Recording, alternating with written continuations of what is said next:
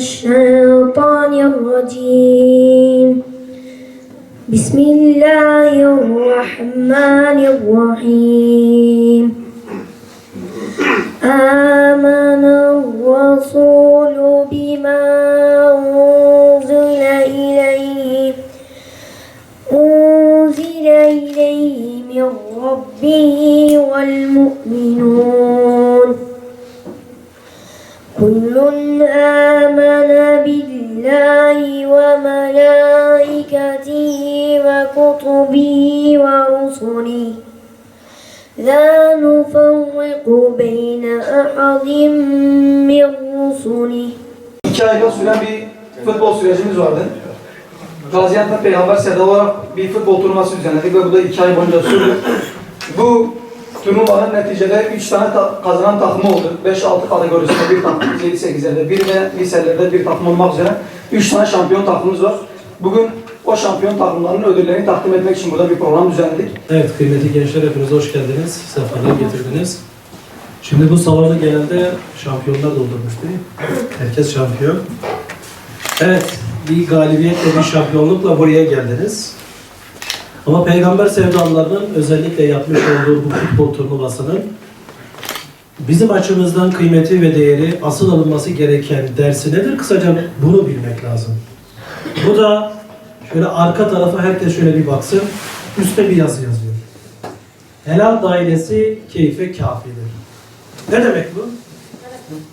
Helal dairesi keyfe kafidir. Yani bir Müslüman helal dairesi içerisinde eğlenebilir.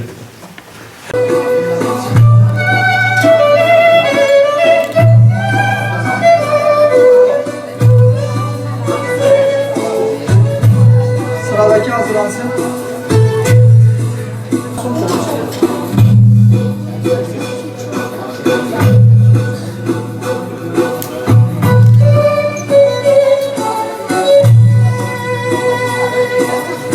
Gaziantep Peygamber sevdalıları olarak helal dairesi keyfe kafidir düsturuyla özellikle gençlerimizin helal dairesi içerisinde eğlenmeleri, bu noktada kendileri aktivite yapmaları noktasında onlara yol açmakta ve bu noktada kendilerine birçok aktiviteleri yaptırmaktayız.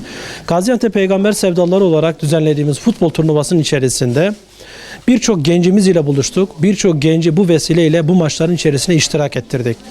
Tabii bununla beraber gençlerin helal dairesi içerisinde nasıl eğleneceklerini, bu noktada nasıl takınmaları gereken tavırlar nasıl olması gerektiği noktasında kendilerine güzel bir şekilde hem nasihatvari hem de bu etkinliğin İslam adına, İslam için güzel bir şekilde Müslümanca eğlenebilmenin yolunu, yöntemini öğretmiş bulunmaktayız. Tabii bu vesileyle özellikle takımları oluştururken Gazze'nin içerisinde bulunan Müslümanları, oradaki mücadele eden insanları unutmadık.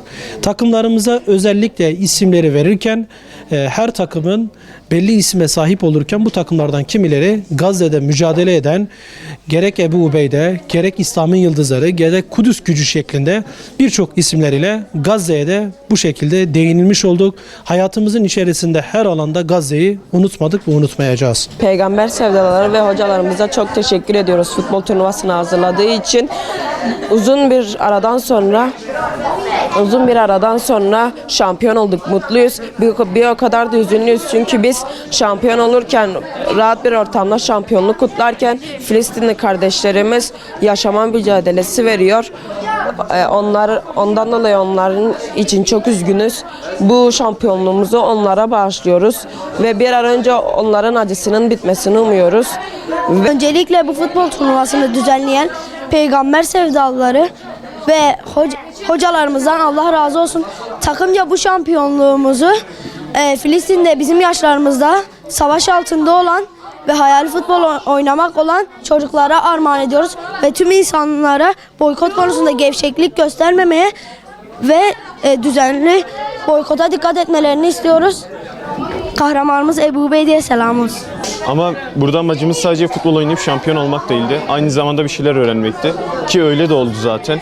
Rakiplerimizle saha içinde centilmence karşılaşmalar yaptık. Helal dairesinde güzel bir vakit geçirdik.